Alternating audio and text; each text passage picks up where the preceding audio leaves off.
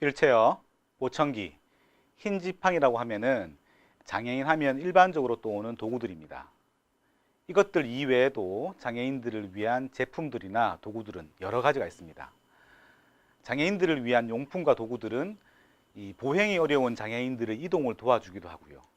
그다음에 장애인들이 편안하게 자신이 원하는 일상생활을 할 수 있도록 도와주는 이런 역할을 하기도 합니다. 자, 그럼 지금부터 장애인들의 생활과 활동을 위한 특별한 도구, 보조공학에 대해서 살펴보도록 하겠습니다.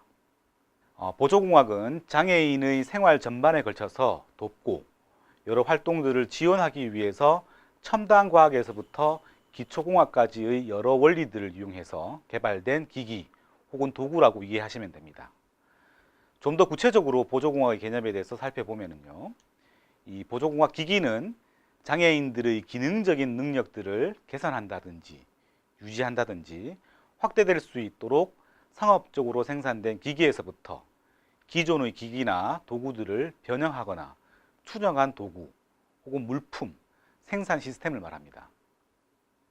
이 보조공학 기기에는 기계적, 전자적, 디지털 기반의 도구에서부터 비기계적 혹은 비전자적 도구, 그리고 특별히 고안된 교수학습을 위한 매체라든지 서비스, 전략들까지 광범위하게 이 보조공학 기기에 포함될 수 있습니다.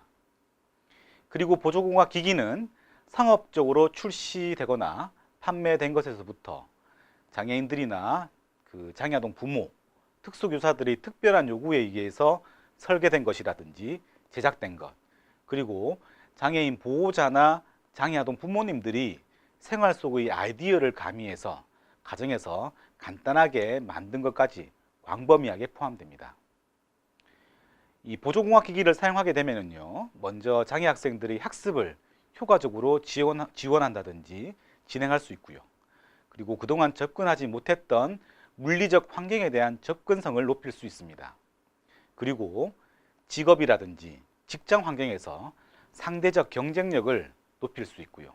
그리고 생활 여러 영역에서 독립성을 향상시킬 수 있어서 장애인들의 삶의 질을 전반적으로 개선시킬 수 있는 가능성을 가지는 여러 가지 장점을 얻을 수 있는 게 바로 보조공학 기기의 활용입니다. 보조공학을 좀 더 구체적으로 이해하기 위해서는 이 보조공학 서비스가 무엇인지에 대해서도 이해하는 것이 필요합니다.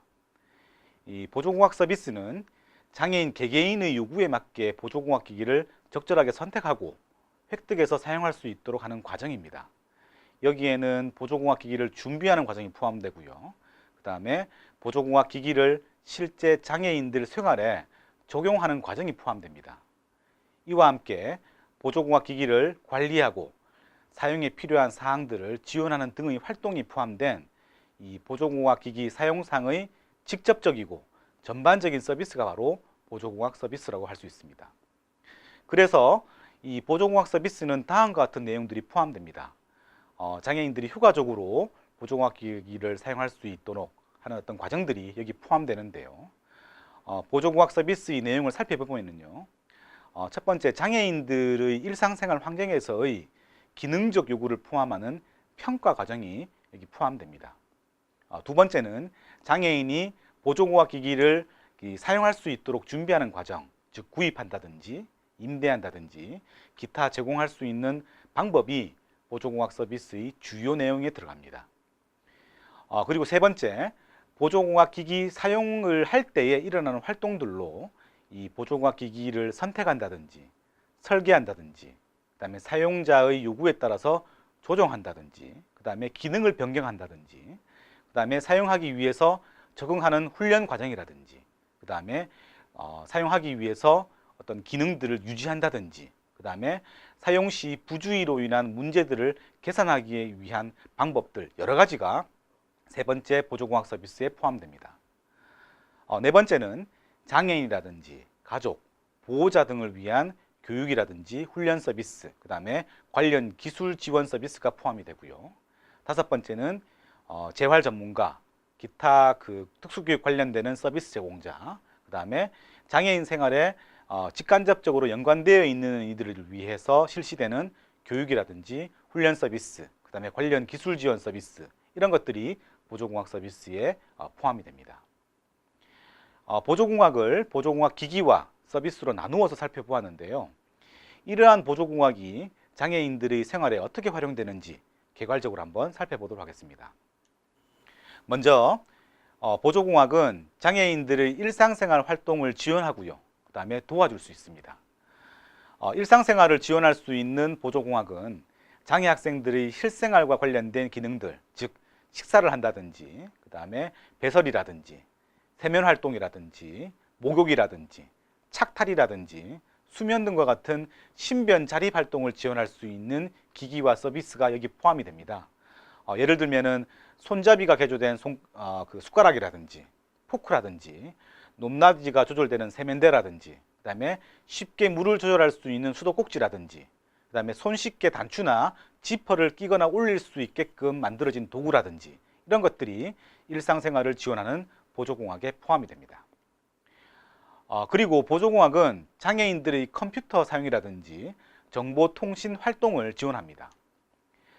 컴퓨터 사용을 지원하는 보조공학은 컴퓨터 사용을 위한 접근성을 향상시키기 위한 것입니다.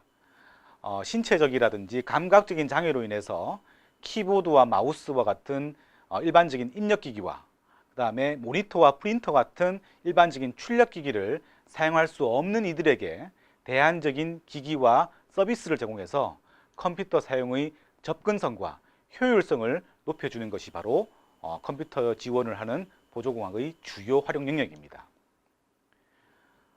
보조공학 활용 영역에는 이동을 지원하는 보조공학 기기가 포함됩니다. 이동 지원 보조공학은 지체장애인이나 시각장애인들이 단거리, 장거리 이동을 용이하게 할 수 있도록 하는 지원하는 기기입니다. 여기에는 지팡이라든지 보행기, 휠체어, 전동 스쿠터, 특수 승강기 이런 것들은 이제 지체장애 학생들이 사용하는 것들이고요. 그 다음에 시각장애 학생들이 사용되는 흰 지팡이, 그 다음에 시각장애인을 위한 장애인 보조견 이런 것들이 이동을 지원하는 보조공학에 포함이 됩니다. 보조공학은 장애인들이 사회성 향상을 지원하기 위해 필수적으로 고려되어야 하는 의사소통 활동에도 효과적으로 활용될 수 있습니다. 의사소통 지원 보조공학은 장애 학생들 중에서 의사소통의 문제가 있는 이들을 위해서 활용되는 보완 대체 의사소통 관련 전략과 시스템들이라고 보시면 됩니다. 보완 대체 의사소통은 의사교환이 어려운 장애인들에게 의사소통을 해야 하는 주위 사람들과의 의사소통 능력과 생활 수준을 높이기 위해서 사용되는 논리적 근거 혹은 테크닉 이런 것들을 활용한 하드웨어와 소프트웨어라고 할 수 있습니다. 예를 들면은요, 특수교사나 장애아동 부모가 간단하게 그린 의사소통판에서부터 손짓기호, 축소 모형을 이용한 방법, 그 다음에 말하는 기능을 가진 컴퓨터와 같은 디지털 기기를 이용한 방법들이 여기에 포함이 됩니다. 또한 보조공학은 장애인들의 여가라든지 스포츠 활동에도 활용됩니다. 여가 활동 지원 보조공학에는 장애로 인해서 부족한 기능을 보완하고 자신이 요구하는 스포츠와 레저 활동을 할 수 있도록 지원하는 것입니다. 예를 들면은 시각장애인들을 위해서 만들어진 소리나는 공이라든지, 그 다음에 다리 기능이 하나밖에 없는 사람을 위해서 만들어진 스키라든지, 그 다음에 지체장애인을 위해서 만들어진 산악용 휠체어라든지, 그 다음에 하지마비 장애인들이 손으로 움직일 수 있는 자전거인 핸드바이크라든지, 그 다음에 점자가 가미된 놀이카드 이런 것들이 주요 예로 여러분들이 이해하시면 될 것 같습니다. 이상과 같이 보조공학은 일상생활, 컴퓨터 사용, 이동, 의사소통, 여가생활 등에서 장애인들의 요구와 사용 목적에 따라서 활용됩니다. 이뿐 아니라 보조공학은 장애인들의 어떤 자세 유지라든지 보는 활동이라든지 듣는 활동이라든지 읽기, 쓰기, 말하기와 같은 기초 학습 활동이라든지 이와 같은 다양한 영역에서도 보조공학은 활용됩니다. 그래서 앞으로 장애인들이 사용할 수 있는 이 보조공학 기기는 더욱더 현실적으로 그리고 좀 더 세부적으로 개발되어야 되고 앞으로 장애인들을 위해서 제공되어야 할 것으로 보입니다. 장애인들의 요구와 사용 목적에 적절하게 부합된 보조공학 기기를 제공하게 되면요, 먼저 장애인들이 가지고 있는 능력을 최대한 발휘할 수 있게 되고요. 또한 장애인들에게 대안적인 여러 방법들을 제공할 수 있어서 장애가 보상되거나 일부 상쇄될 수 있는 가능성도 가집니다. 그리고 장애 학생의 일상생활, 지역사회 활동, 직업생활 등에서도 능동적인 주체로서 활동하면서 우리 사회의 주요 구성원으로 활동할 수 있는 기회도 제공할 수 있습니다. 장애인들이 우리 사회에 통합되어서 우리 사회의 주요 구성원으로 인정받고 그리고 그 역할을 다하기 위해서는 우리 사회는 장애인들이 요구하는 필수 서비스에 대해서 지속적으로 관심을 가지고 현실적인 지원을 하는 것이 필요합니다. 그중 보조공학의 지원과 활용은 장애인들의 일상생활에서부터 지역사회 활동 영역까지 긍정적인 영향과 장점을 제공할 수가 있기 때문에 앞으로 지속적으로 관심을 가지고 더불어서 실제적인 지원이 연속적으로 제공될 수 있도록 제도가 준비되어야 되고 그 다음에 관련되는 연구가 있어야 할 것으로 보입니다. 이번 강좌에서는 이 보조공학이 가지고 있는 기본적인 개념과 활용, 그 다음에 장점에 대해서 구체적으로 살펴봤습니다. 이상 강의를 마치도록 하겠습니다. 여러분 안녕히 계십시오.